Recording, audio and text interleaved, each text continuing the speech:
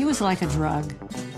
Dating Elvis really meant holding hands and kissing. You know, you felt like you were gonna maybe just die. They still screamed his name and tried to run up for a kiss. He loved to kiss, and he was a great kisser. The younger you were, the better, the more naive you were. And yes, he was having sex. People often asked me if I thought Elvis was in love with me. I mean, it was a revolving door. And I said yes for 3 or 4 minutes. He loved each and every one of the women in his own way. Why just take one when you can have them all? Elvis Presley broke the hearts of millions of women, from childhood sweethearts to stars like Anne Margaret. He was desired around the world, but it's uncertain whether he ever found true love. I think Elvis is the true American story. Born into poverty, rising to great heights of fame and wealth, losing his money, losing his life. When you think of all the people that made things happen for Elvis, it was always a woman. Gladys Presley was the only true great love of Elvis's life. All of the other women were simply stand-ins.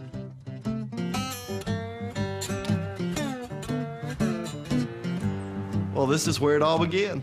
Verona, Mississippi. We're in the office of the Justice of the Peace, or what was the office of the Justice of the Peace, in 1933, when Vernon Presley and Gladys Smith came to Verona, a few miles south of Tupelo, to get married. Vernon and Gladys married during the Great Depression and lived in East Tupelo, a poor community where families had to rely on each other just to survive. The events immediately leading up to their marriage and the events around the marriage itself are a bit of a mystery and a bit mischievous.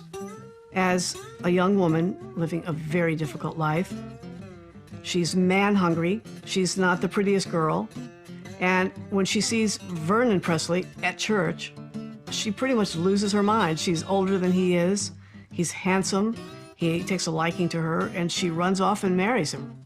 Meaning he wasn't very fond of work. He was fond of a good time. He probably wasn't the guy you would want your daughter to marry. She has emotional problems. She has anxiety. She's had a lot of hardship. The main reason for coming to Verona was that legally Vernon was underage to marry at the time. People in Tupelo would have known that. I think Vernon already had a reputation as a ne'er-do-well. When Elvis was a very small boy, his father went to prison for altering a check. That left Elvis and Gladys alone for a period of months. I think that's when Elvis's picture of his father takes a twist. He's out of the picture. There's a sense of abandonment. There is obviously, I mean, let's think about it. It's a small town and people talk, and they especially talk in small towns. She's always nervous. She's always worried. She thinks bad things are lurking around every single corner. The events that were happening, the rumors that were falling on these young ears, was causing Elvis to become disillusioned with his father's image. I also think that Gladys was the type of woman that would never say a bad word about Vernon. Certainly not in Elvis's presence. She carried her burden silently, which in Elvis's eyes only made her more the saint, more the martyr. Gladys became his benchmark, against which all other women would be judged. All of the women in his life, with few exceptions, were mother figures, because he wanted most of all in life to be mothered, to have that kind of intimacy that he had with Gladys in that single bed while Vernon was away at prison. The relationship between Elvis and Gladys was, on one side of the coin, normal, but the other side of the coin, it was a little more intense. She infantilized him. She made him feel special. The bonding between Elvis and Gladys is so very close. And he is taking on an adult role, really. I mean, we've had accounts of him at 3 years old running around the room playing and stopping by his mother and just patting her on the knee and said, "It's okay, Mama, I'll take care of you." She made him into a little prince. They were literally one soul in two bodies, is about the best way I could describe it. They thought alike, they spoke alike, they had pet names for each other. And by the time Vernon returned to the household, there was no room for him emotionally. Elvis had become the head of the family, his mother's protector, and eventually his father's protector as well, their caregiver. He called them his babies.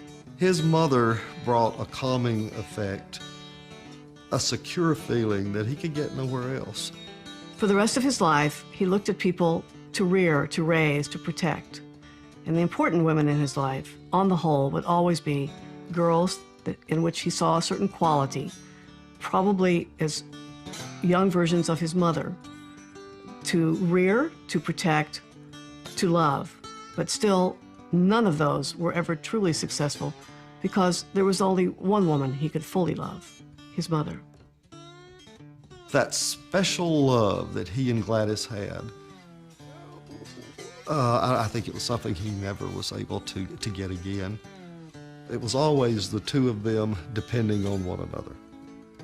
I'm fascinated to look at photographs of Elvis and Gladys, even when they're with other people. He's always very close to her. He's either sitting very close to her on a couch, or he has his arm around her, or he's holding her hand. He never for a second lets her feel that she is unprotected or apart from him. When they're photographed with Vernon, Vernon is standing apart from them. Vernon is always an outsider in his own home. Elvis most likely suffered emotionally and mentally from not having a strong father figure growing up. And then you have to realize, as soon as Elvis started making money, he became the father, he became the man of the house. Vernon never worked at another job. As Elvis became famous, Gladys was reluctant to share her son with the world. Just as Elvis could not live without Gladys, Gladys could not live without Elvis.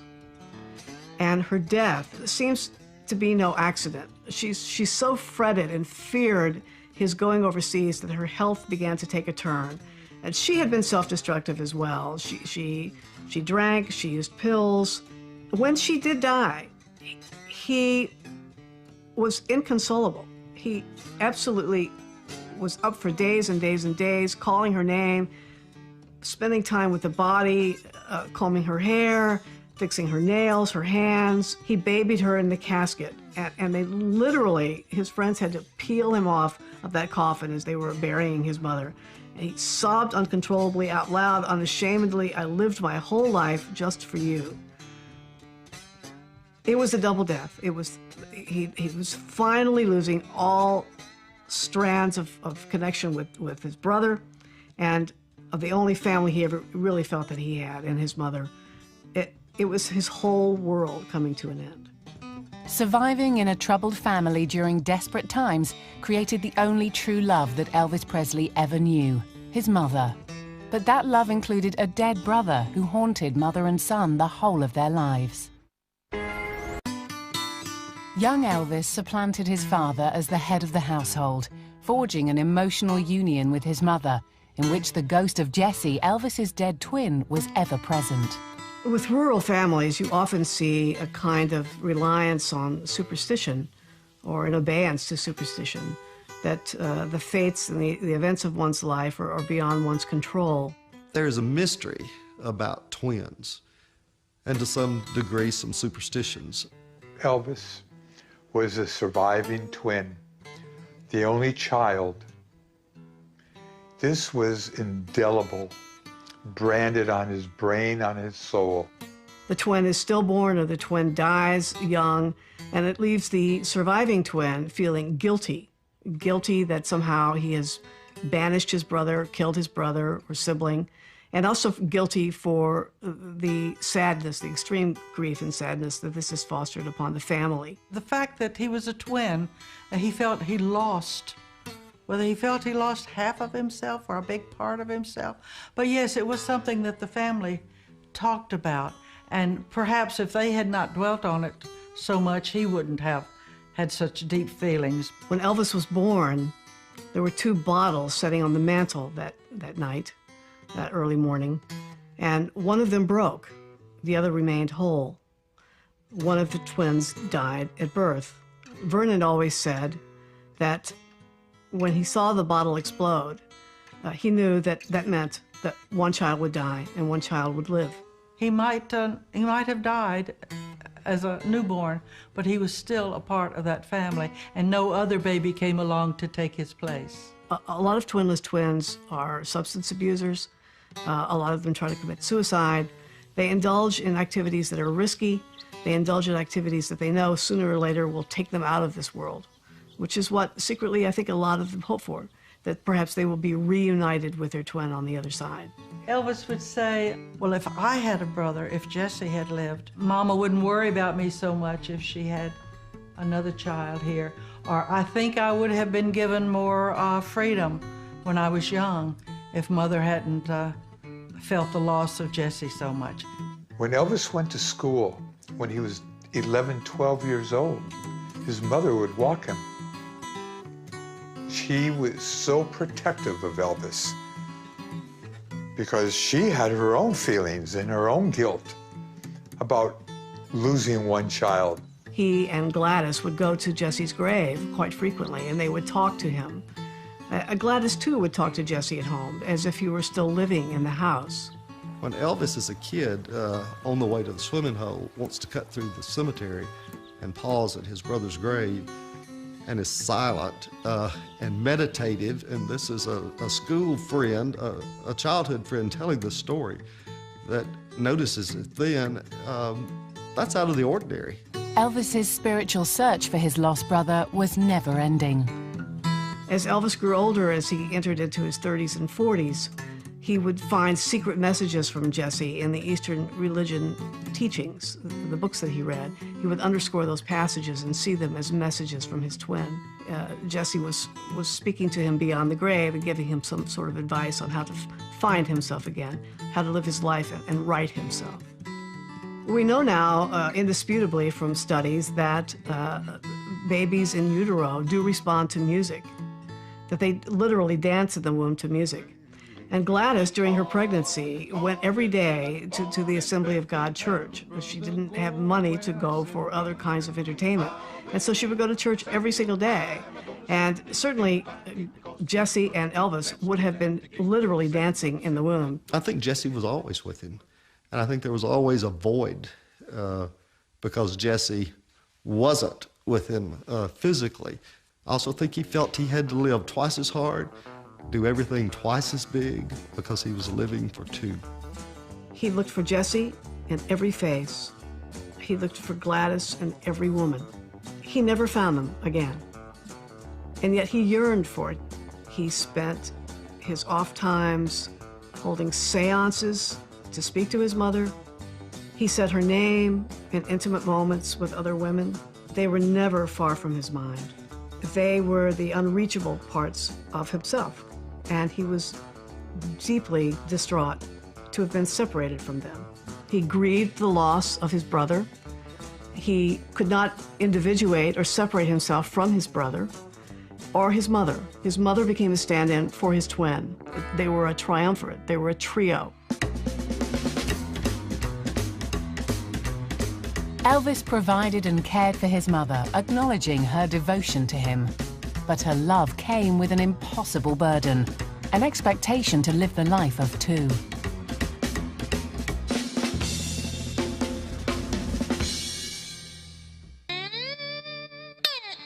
During his teens, Elvis developed an eye for the ladies, seeking out ones that looked like his mother. For those women, Elvis left a smoldering passion that's never faded. Eloise Bickerstaff, who I think was his first girlfriend, I guess you could say we were childhood sweethearts. was dumped sort of hard one day when getting on the bus, Elvis handed her a letter. He wrote me a note today. He found another girl and told me he'd found somebody else. That girl happened to be Magdalene Morgan, who he had been going to church with for years. Well, I just went to church, and he and his mom and dad came in, and that was it. Magdalene Morgan grew up in Tupelo, and her mother was a friend of Gladys. So when the two women got together, Magdalene came over to the Presley home, or the Presleys visited the Morgans, and Magdalene and Elvis were naturally thrown together. He let everybody know it was his girl, and I let everybody know that's my boy, that's my man, leave him alone. They were friends, and they had acted together in plays at church.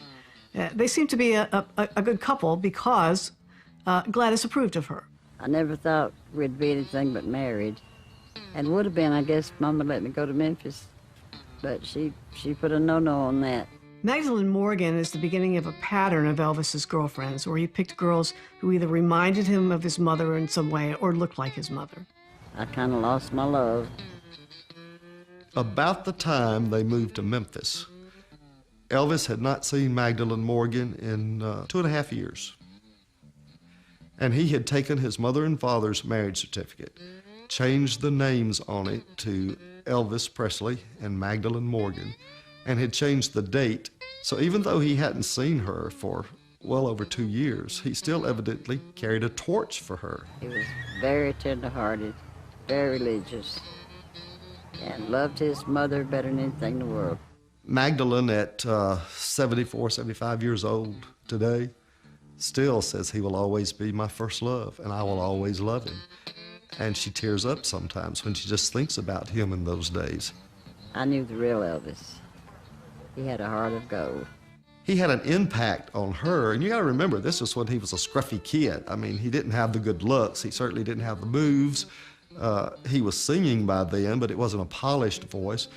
But he had that charisma at that early age to break a little girl's heart. In Memphis in 1956, Elvis began a courtship intensely followed by many. A friend of mine said, "Would you like to go to the Oddfellows Hall and see this new singer?" And I said, "I don't know. Who is it?" And she said, "Elvis Presley." It's the first time I'd heard his name. And I said, "Oh, I can't waste my Saturday night on somebody named Elvis Presley." Elvis, at the height of his fame, dated Barbara Hearn in Memphis. Barbara Hearn looked like Elizabeth Taylor to a large degree. She was really a beautiful girl, a very smart girl. And he was a very handsome young man, very personable, funny, and fun to be with. And when he first started calling me, he was still on tour, but he'd call every night. Barbara is the quintessential dividing line in that he had girls on the road with whom he had sex, then he had good girls that he squired around and enjoyed their company and never had sex with them. I think at the time I started seeing Elvis, he was still under the influence a little bit of what his mother anticipated for him. And what she wanted was a wife and lots of grandchildren. In 1956, Elvis went back to play a homecoming concert in Tupelo. This was a very big moment for him because the Presleys had essentially been driven out of town. They couldn't pay their debts. They were not well thought of because of Vernon's incarceration. So the homecoming concert is really a great thing. In that short span of time, Elvis went from just a nice boy who looked like a promising career to this mega superstar. She really cared about him, but she wasn't deeply in love with him, and he wasn't deeply in love with her. But they enjoyed each other's company, and Gladys loved her. People often ask me if I thought Elvis was in love with me, and I said yes for 3 or 4 minutes. We have a joke in our family now that my husband used to tell people that Elvis and I dated steadily for a year, and finally I had to tell him to stop because I dated Elvis steadily for a year. He never dated anyone steadily. Barbara gave Elvis a handmade gift that became immortalized in popular culture on the 6th of January 1957. I got a pattern for a vest, and I bought some gold lame material with black satin. I bought 3 little initials, EAP, and I had a friend's mother sew a vest for Elvis. And then the following January, he was on Ed Sullivan's show, and I just couldn't believe it. He had on my vest. Nothing has equipped him for the fame that he has enjoyed, but that he has also suffered. He wanted a beautiful girl on his arm, but he also wanted her to worry about what he ate and whether he was getting enough rest and all the things that mothers worry about. He is miserable. He would give anything for 2 minutes to go back to the love and security that he felt growing up as a child with his mother. We never had a breakup. We just drifted apart. And the reason we drifted apart was Hollywood and movies and staying up all night and sleeping all day when he was home. And I was working, and then I was going to college, and I couldn't do it. Barbara Hearn and Elvis remained friends for a great many years, and I think the root of it is that Barbara and Gladys were very close.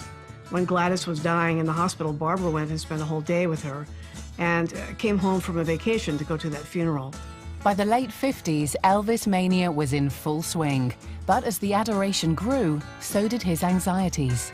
He really preferred to keep his clothes on, and a number of women who actually were intimate with him have said he looked better with his clothes on than off. And he knew that, and it made him very, very self-conscious. He really would just prefer to lie down with his clothes on, with a girl, and talk or play or do foreplay, but not actually have intercourse. One of the reasons Elvis panicked a little bit as a lover is that he was uncircumcised. He referred to his what he called his hillbilly pecker.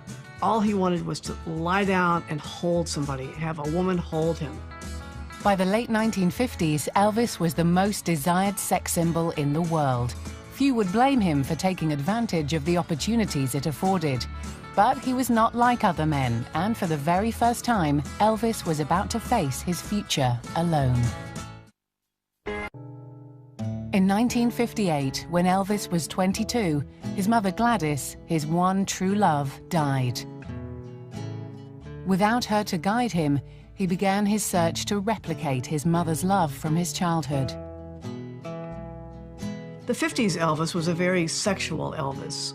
In an era when no one talked about sex, when people were buttoned up, buttoned down, fully clothed all the time, everything was high, girls wore white gloves. It was such an era of conservatism and almost innocence.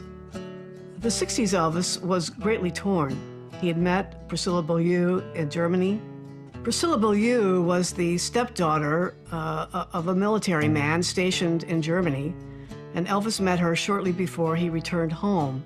He brought her to the States when she was 15, 16 years old, expected her to be both a child and a woman. He wanted a petite woman with dark hair, as he remembered his mother being when he was very small. Several members of Elvis's entourage worried about the fact that Elvis spent more and more time with increasingly younger girls. He saw himself as more like a teenager. So, in a sense, he was searching out a woman, a girl, who was the same age he was. In his Hollywood years, Elvis cultivated a teenage entourage. Sandy Kay Stevens was a young girl working as an extra at Paramount when Elvis made Loving You. He liked her. She was a perky little blonde girl, and he invited a lot of those young girls who either worked there as extras or as dancers or who hung around the set. He invited them over to his hotel, and they became kind of a family for him.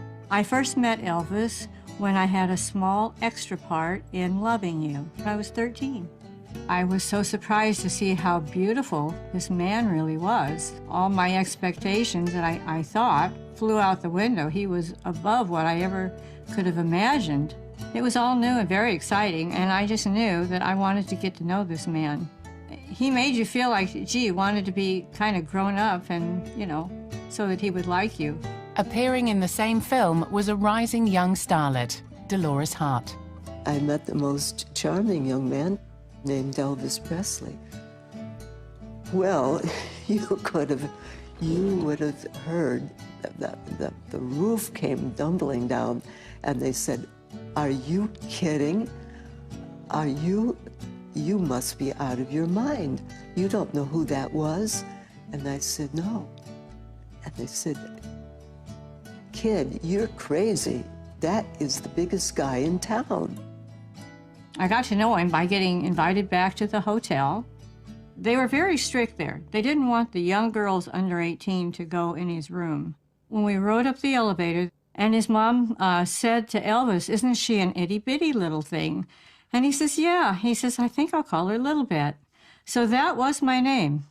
For the next 6 years that I was around Elvis, that's what he called me. There was a charisma that was unbelievable, and he just sang from the depths of him. And when he moved, it was beautiful. When I met him, he just turned 22.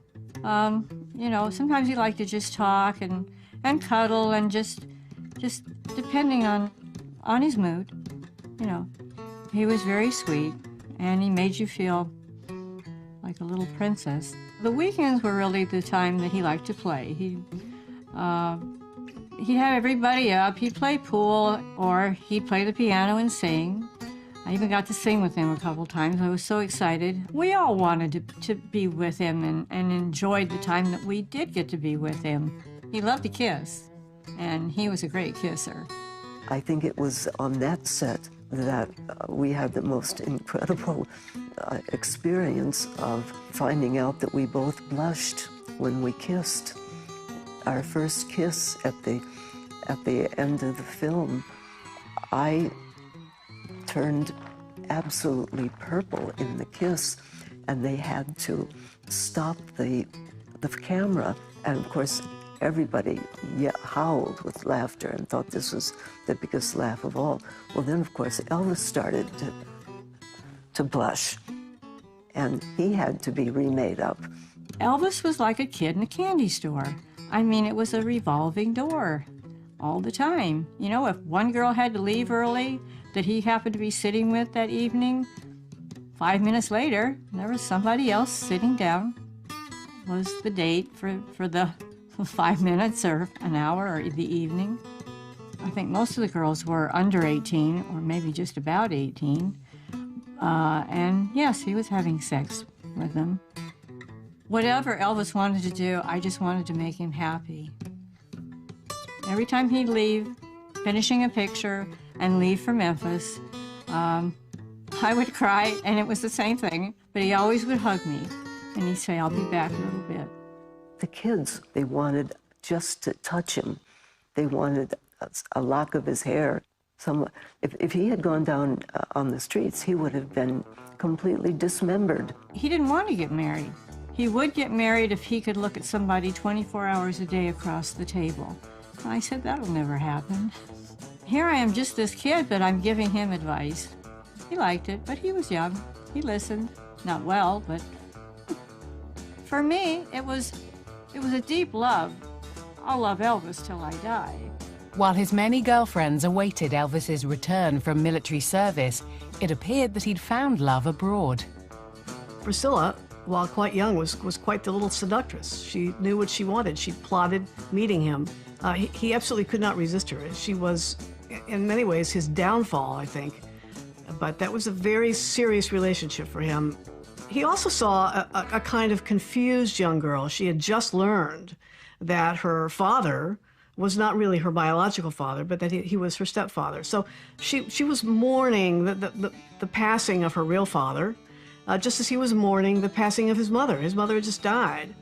When he does finally move her to Memphis, he's told her stepfather that she will live with his father and Vernon's new wife, and that she will go to Immaculate Conception School and wear a uniform and be supervised. Well, she did live with Vernon and Dee, but for a very short period of time. She was spending her nights over at Graceland with Elvis. But the fact that he had her in uniform going to a Catholic school seemed to pacify the wagging tongues in Memphis, and nobody really questioned what was going on there. Searching for a meaningful relationship in a sea of sex and adulation led Elvis nowhere, and he retreated from the frenzy of live performance to the relative security of movie making. His fame grew, but privately, he was still very much alone.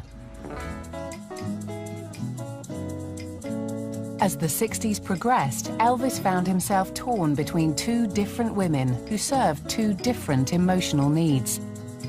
One he felt he could shape. The other was like looking in a mirror.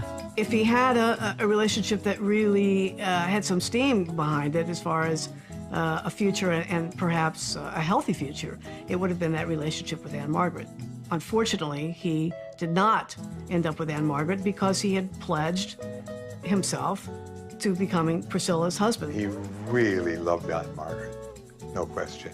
He respected her, he liked her, he enjoyed being with her. When Anne Margaret and Elvis met on the set of Viva Las Vegas, Anne Margaret had just made a big splash in Bye Bye Birdie, which was loosely based on Elvis's own story. She was terrific looking, just a wonderful dancer, a fiery redhead, every inch his equal in talent. He was really taken with her. I mean, I think he felt She was the woman perhaps he had searched for all of his life.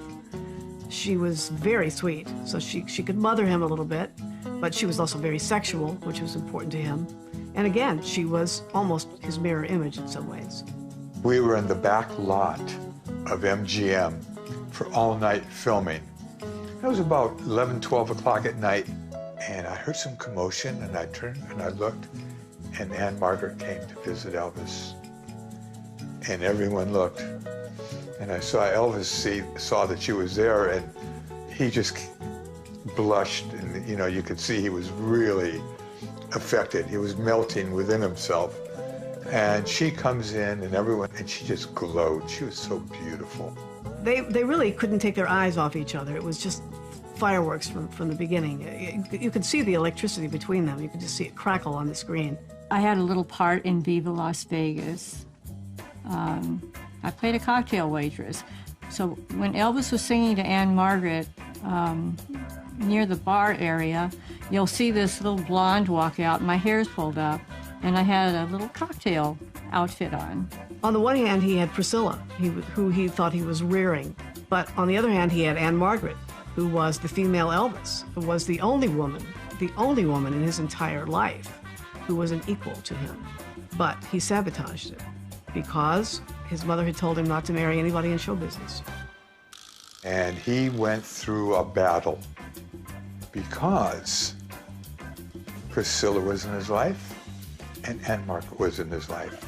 And he certainly wasn't going to just play second fiddle to someone else in show business. His ego couldn't have stood that. On the back lot of MGM, they had a very small trailer that was about 20 years old. Elvis, Anne, and myself walked in.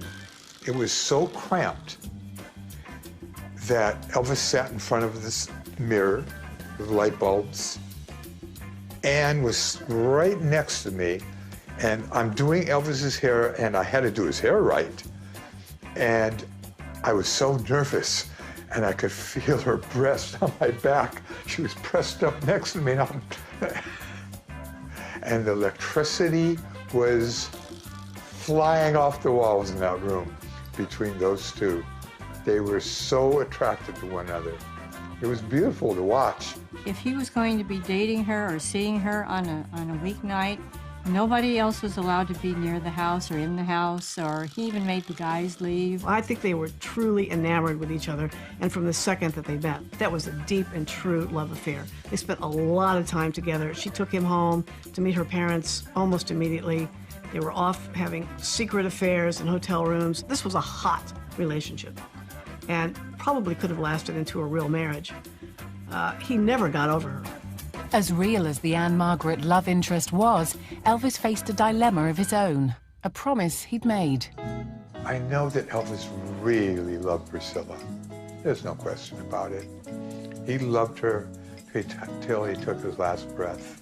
But he was Elvis. And temptation got the better of him. Elvis really had no intention of carrying through on his promise to marry Priscilla. But the Colonel and her stepfather, Priscilla's stepfather, held his toes to the fire. He had promised Priscilla's dad that he would marry her, and he told me he never meant it because it was supposed to be all in fun. She was living there in Memphis all those years. She was about to be 21. The Colonel got worried. Jerry Lee Lewis had just had his career ruined by marrying an underage girl. The cat was out of the bag in some circles, and Priscilla's stepfather really said, if you don't follow through on this, we're going to give you some very bad publicity. The father threatened to blackmail him, to do away with his career. But because his parents had reared him to not question authority, to not have much of a backbone, he went along with his promise and what the Colonel wanted him to do. We had a little chat one night, and he went on and carried on and was very upset about the situation because something had happened down at Graceland. I didn't quite understand why he felt, he couldn't get out of this situation, but not realizing that at the time, we were all underage, and, she's living there at the house, and so He felt he had to do what he had to do. Even though he was in love with Anne Margaret and he loved Priscilla, it never stopped him from having one-night stands or 2 or 3 or many multiples of women in a single night. Elvis dated many other stars, including Natalie Wood, Raquel Welch, and Sybil Shepherd. There would be many women in the life of Elvis Presley, but there was only one, Anne Margaret.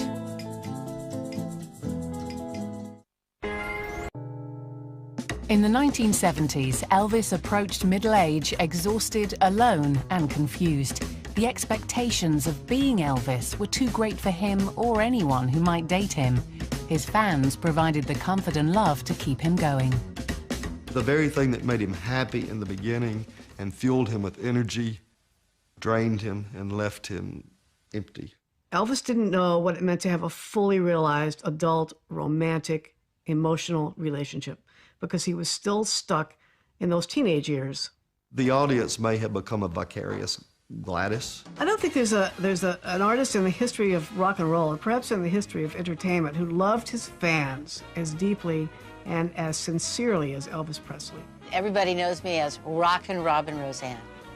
Robin Roseanne was one of the most dedicated of fans who went to Las Vegas every year and saw multiple shows. He got to know her face because she was up close to the stage so many times, and he found out, he asked her name at one point, and she said Robin, so he named her Rockin' Robin. First became an Elvis fan when I was about 10 years old when I saw him on the Ed Sullivan Show at my grandmother's house. But at 10 years old, I didn't know who or what an Elvis was, and it wasn't until later when I was a teenager and I would save my babysitting money and buy all the 45s and the albums and go see the movies. Shirley Dew was Joe Esposito's girlfriend, and Joe Esposito, of course, was Elvis's right-hand guy. And as Joe's girlfriend, Shirley got access to a lot of scenes behind the scenes. I first met Elvis through Joe Esposito. Joe Esposito was my boyfriend at the time. We met in Las Vegas. Joe was basically the boss of the guys, the Memphis Mafia. First time I went and saw Elvis Presley was in Las Vegas, February 1970. We drove down to Las Vegas and got to see one show, and one show only, and I didn't have the best seating. But when Elvis came out, I was just drawn to him. He was so charismatic, people couldn't help but be drawn to him. Well, over the years, I saw 72 concerts, and that included Las Vegas, Lake Tahoe, the Oakland Coliseum, and the San Francisco Cow Palace. There will always be something about Elvis. But the main thing was to get closer to Elvis so you could get that kiss, get that scarf, have him talk to you, have that personal interaction. There were women out there, young and middle-aged and old, that would have died to be with Elvis. When Elvis would give me a kiss and a scarf, I felt like I had stuck my finger in a light socket. It was just that kind of feeling from within, and every fiber of your being just felt like you were just electrocuted. It was a kiss, a feeling, a touch that you just can't describe. At the Las Vegas Hilton, in the suite, he tried to kiss me in the kitchen. And I was getting a bottle of water, and he put his hands up on the freezer and tried to kiss me. And I just kind of scooted out and went back, said, "Oh, Joe's waiting," and ran back to the bedroom. I'm not sure if Elvis was just testing me, but when I tell the story to Priscilla, she just laughs and said, "No, he wasn't testing you. He was really hitting on you." And just the thrill of, you know, seeing Elvis and coming home from Las Vegas or coming home from Tahoe, and knowing that you just spent 5 days seeing Elvis night after night after night after night, and you know, having a squirt gun fight with him, or just, you know, hanging out with his friends. They just loved him, and they still screamed his name and tried to run up for a kiss just to touch him. After many attempts to find meaning in his life, his quest for love came full circle. He woke up one day and he looked at me and said, "Man, I just had a dream you won't believe. I dreamt of Jesse, and I never dream about him, but I had this incredible dream. There we were, both of us, on the stage together, both wearing white jumpsuits, both had guitars. His hair was just like mine. I was looking at him, and I thought I was looking at myself. And the audience was screaming, and we were singing to them." He said, "To tell you the truth, I think his voice is better than mine." He had grown as far as he could grow with what he had been given in his family dynamic. And he spent the rest of his life trying to break out of it, but being chained to it at the same time. Even during his darkest times, women were still attracted to Elvis. Some tried to save him. Linda was a Southern belle. Behind closed doors, she took care of him. If he was on sleeping pills, she'd be the one that would move the plate away from him and check on him in the middle of the night. To hear her and Elvis, it was almost like she would mother him. You know, she was more like a mother to him. And each and every one of the guys, they all say, everybody that knew Elvis and everyone that knew Linda, swear up and down that he would still be with us today if she was with him. Linda was a strong woman, and as much as she loved Elvis, she grew, just like Priscilla grew, just like Anne Margaret grew. These were strong women that outgrew Elvis, really, but they still loved him, but they just outgrew him. From the time Elvis was 14, he became interested in 14-year-old girls. But even at the age of 42, he's befriending 14-year-old girls. Because of his immaturity, he's stuck. He's stuck at an age where he's looking for someone who's just a little bit younger than he is to kind of rear and become again a kind of protector, just as he was the man of the house as a young boy to his parents. I've heard from a lot of fans that, oh, we love to see that picture of you and Elvis because he was smiling and he seemed happy. He was happy. I mean, he like all of us, he had his ups and his downs. I mean, there was a lot of laughing. I mean, I was there in the last, 3 or 4 years of his life, and we had fun. I think certain dates carried certain feelings. I think the time of her death, the actual date of her death, was always a concern with Elvis. I think it was a date he never passed without a remembrance, just as he would her birthday. He approached the age of 42, which was his known age of her age at death, even though it wasn't right. I think he felt he could very easily be at the end. I will tell you this about Anne Margaret. I'm the one that called to tell her that Elvis had passed away. And out of all the people that I talked to, I think she took it harder than anyone. She literally hired a plane to fly her to the funeral because there was no way she was going to miss Elvis's funeral. And when I picked her up at the airport, I mean, she wasn't dressed all, fancy and all. She just had on a simple dress and had a shawl around her shoulders. And she was heartbroken. She was heartbroken. The unconditional love of his fans supported Elvis over the years. While there were many, many women in love with Elvis, one is left guessing about Anne Margaret and what their special love could have become. Elvis Presley was a man that made the world swoon, but his heart belonged back in Tupelo, where he'd forged the bond with his one true love, his mother, Gladys. His mother died. All hopes of living a normal life died with her. His mom always filled his heart, and there wasn't much room for anyone else, I think. I don't know. You knew that. That's the kind of guy he was. The beauty and the sadness were intertwined. I don't understand not being able to be faithful to someone you love. And then we have, well, maybe he never loved anyone. I don't know. I don't think that there was a woman on this earth that could be Elvis's true love.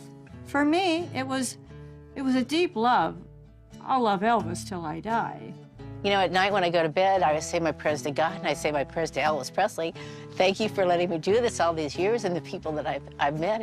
It brings tears to my eyes. If Elvis could hear me, I would, and I think he can, I would say, I miss you and I love you so much, and I always will.